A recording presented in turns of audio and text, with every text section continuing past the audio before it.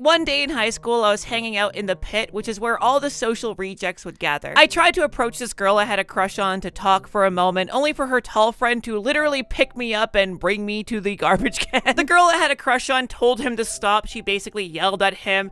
She was my knight in shining armor. Oh my god, I was so in love at that moment. But the point is I got bullied by the people that got bullied in high school, and the reason is none other than my crippling gender dysphoria. Around the age of puberty, this caused me to become super depressed, resulting in me just not showering anymore. Things like this, alongside the many social struggles that come with gender dysphoria, made it very difficult to make friends at first. But then I won the introvert lottery and was adopted by an extrovert. Mine. Literally any time we'd be hanging out, in the back of my head, I'd always be considering what it would be like if I was a girl and him and I were dating. To be fair though, everything, every day, all the time was plagued with the question, what if I was just born a girl? One day when I went over to said friend's house, his grandma was sitting near the front door and she looked at me and said, "Wow, your hair is so beautiful. I wish I had hair like that when I was younger." To most individuals that were born male, this type of compliment would be devastating at that age. But I had large, red, poofy hair, which was a magnet to wet willies, so getting a compliment every now and then was a nice change of pace. Add on top of that the fact I wished I was born a girl every single day, the fact that she mistook me for one at the time was like winning a gold medal in a marathon to me. On this day in particular, we went downstairs and I saw that this person had swords and shields and all the medieval stuff that I was super nerdy about, but because I was born a guy, this only felt like walking into Willy Wonka's chocolate factory and not being allowed to drink the chocolate river. But unfortunately, that's kind of the underlying theme of having gender dysphoria in high school. A really good example is whenever I would go to my favorite clothing store. It was a very affordable place to go and the clothing looked very dapper. Most of it on the men's side actually kind of had a feminine edge to it. You know, tight-fitting jeans, tank tops for men, button-up shirts, the most feminine you can get while still wearing technically men's clothes. But the men's section was like 1/10 the size of the store. And that was kind of everywhere that I went shopping, unfortunately. So 1/3 of the time I spent shopping, I stood in the men's section like a caged animal looking at the women's clothing from afar that I would much rather be buying. Fortunately, most of my friends in high school were female, so I could cross the threshold and see them up close. So whoop-de-doo, I gotta watch my friend buy the stuff I wanted to buy. Look, I'm sorry, Ashley, you know I wanted that jean jacket and it would look so much better on me. I literally said I wanted that jean jacket before you even thought about it, so don't act like you're the one that thought of it originally, okay? I know I was getting straight C-minuses in grade 10, but I wasn't that dumb. Okay, look, the point I've been building up to here is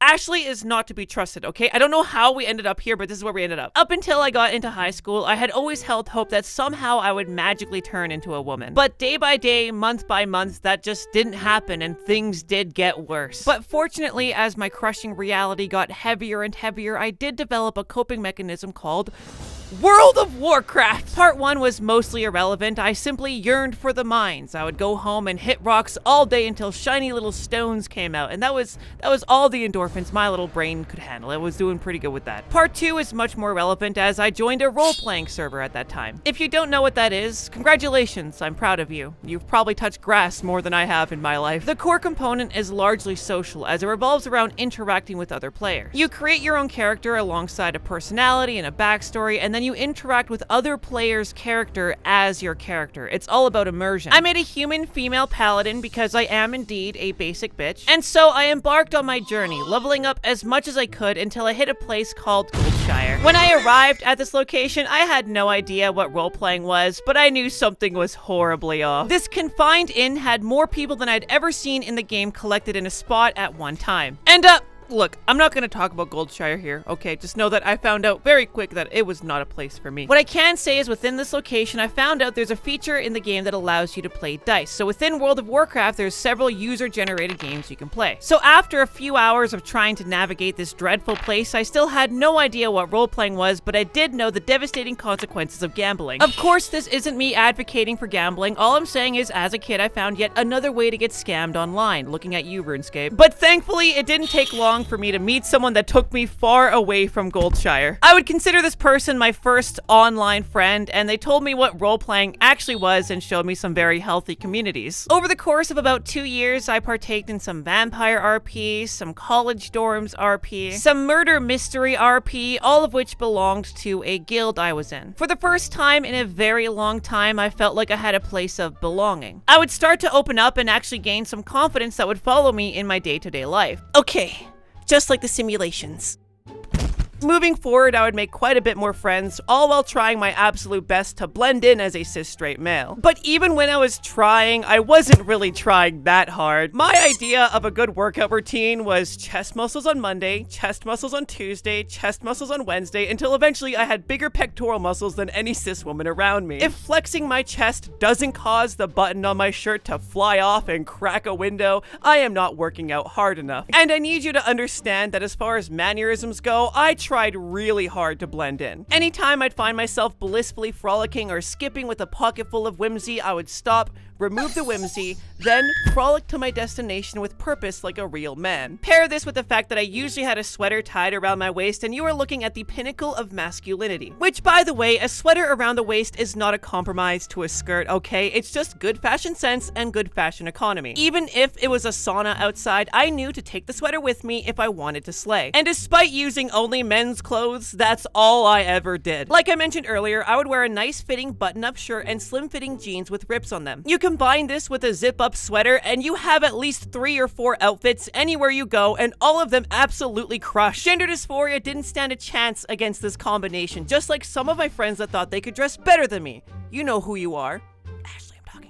Ironically enough, the more I embraced my feminine side, the easier things got for me socially. One day, there was a new girl that came to the school. She had a very punk aesthetic and was quite shy. At around this time, I had a friend group form around me of progressive individuals, all of which were kind of misfits like myself. Like I mentioned earlier, they were mostly women because, honestly, I had no idea how to communicate with men. Genuinely sometimes, and not to be dramatic, it felt like my male friends were speaking a different language. Oh, hey dude, how you doing? Crazy to see you here.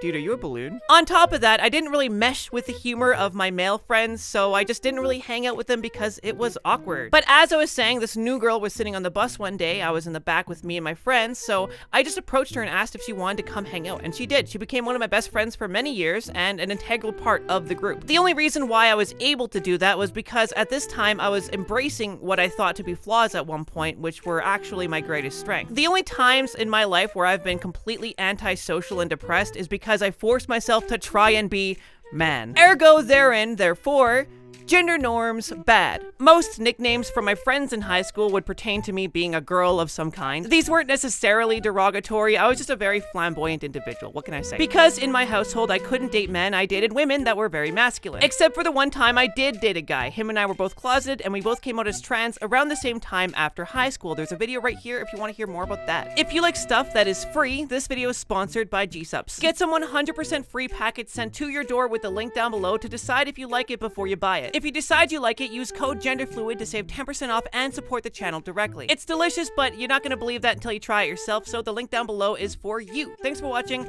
Bye!